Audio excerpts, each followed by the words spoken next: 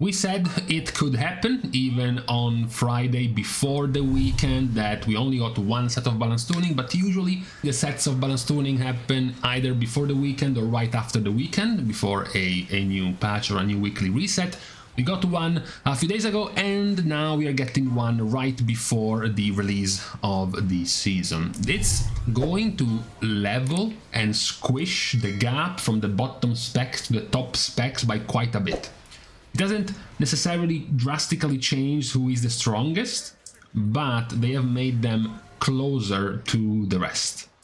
Let's start with the first one, which is Havoc Demon Hunter being buffed by 5%. So this was the previously highest simming Havoc Demon Hunter. It was slightly above 5.4 million, even in the current pre-changes, okay, pre-balance tuning numbers.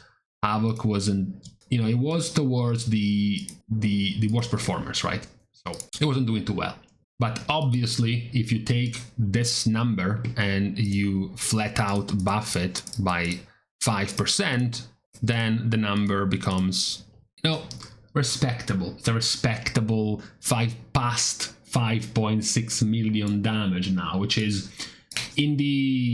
close to even actually 5.7 million. So it's now a middle acceptable kind of spec. It's not that you were in contention with anything when it comes to the raid, because Vengeance is not going to be played as a tank, so you as a Havoc Demon Hunter already had your comfy spot in the raid, and you're not doing enough damage to justify bringing two of them anyways. So this is not exactly changing whether or not you find a spot in the raid, but at least you have been buffed to do more than bottom level damage.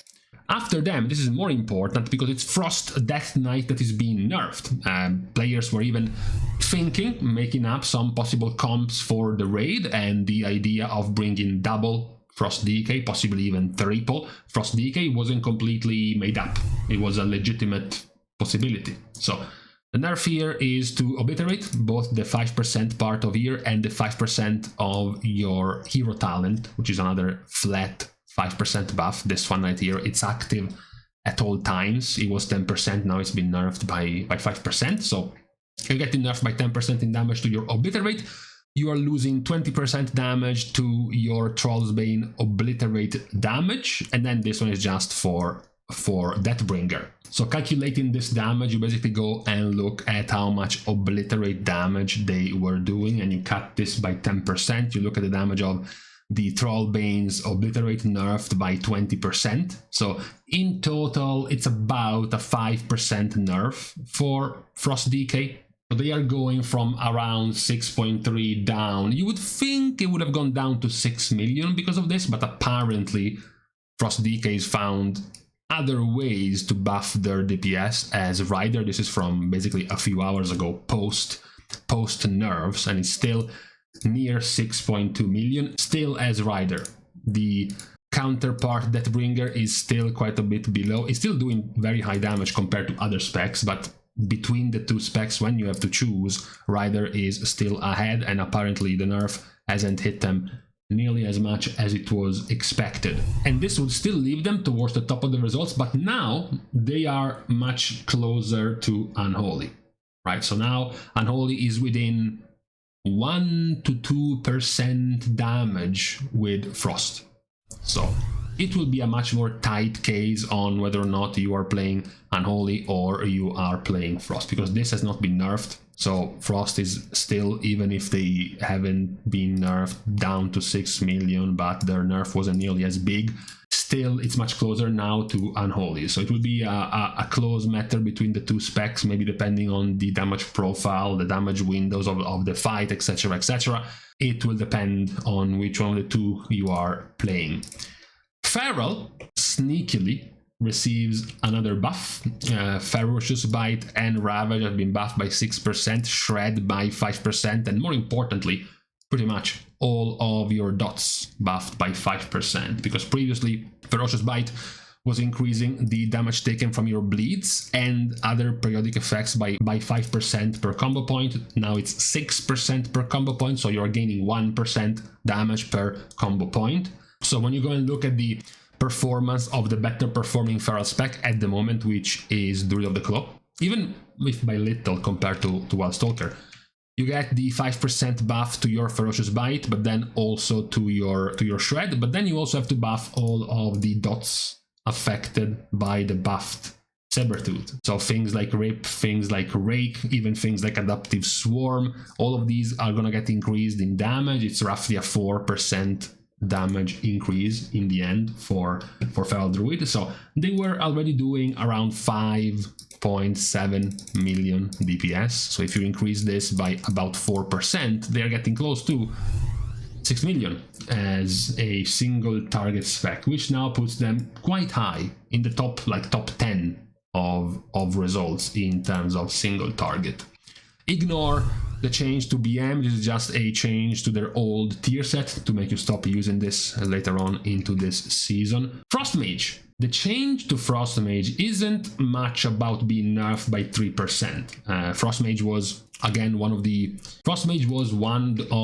already top performers prior to all of the changes. So yes, you're being nerfed by 3%, but when your number was, so high to begin with, right?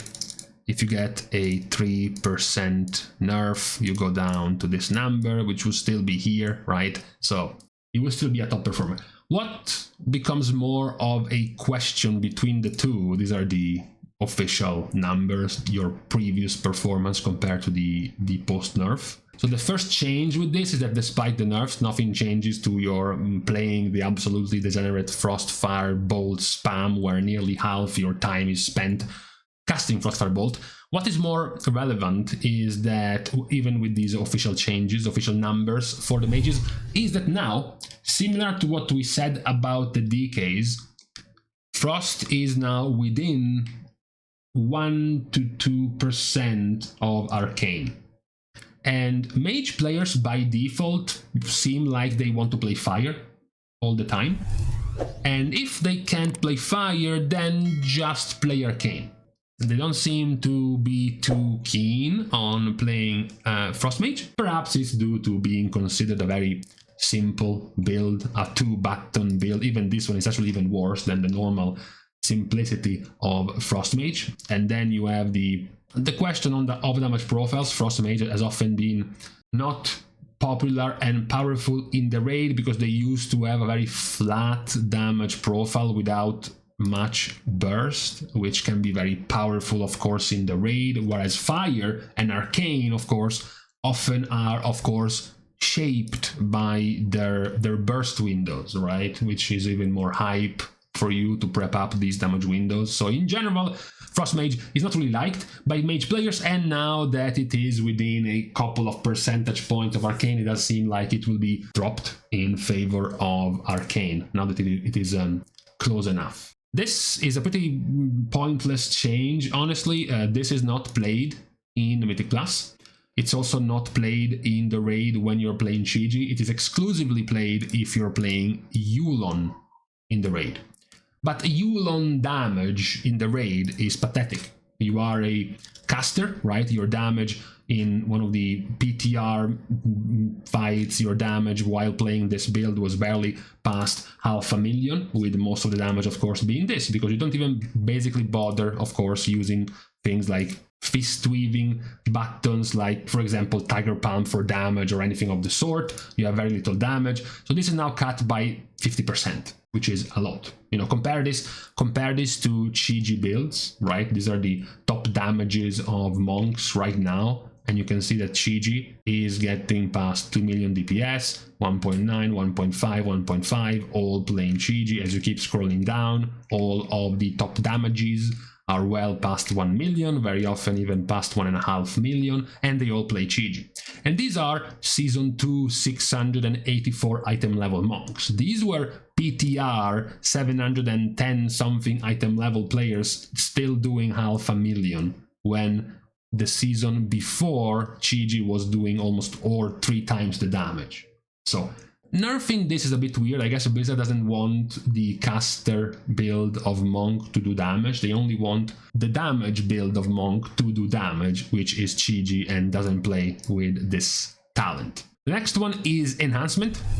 So Enhancement did receive a change just a few days ago, literally 3 days ago or 4 days ago in the previous set of tuning, which was quite disappointing because the spells being affected weren't really a major part of your damage anyways.